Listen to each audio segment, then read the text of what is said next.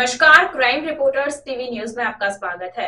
श्री वैष्णव बैरागी समाज नगर मंडल आबू रोड का स्नेह मिलन चंद्रावती हनुमान जी मंदिर प्रांगण में अध्यक्ष प्रवीण वैष्णव की अध्यक्षता में संपन्न हुआ। सर्वप्रथम दीप प्रज्वलित कर पूजा अर्चना करने के बाद खेलकूद प्रतियोगिता प्रारंभ की गई, जिसमें प्रथम, द्वितीय, तृतीय स्थान प्राप्त करने वालों को चयनित कर सम्मानित किया गया एवं समाज के वरिष्ठ नागरिकों का सम्मान किया गया।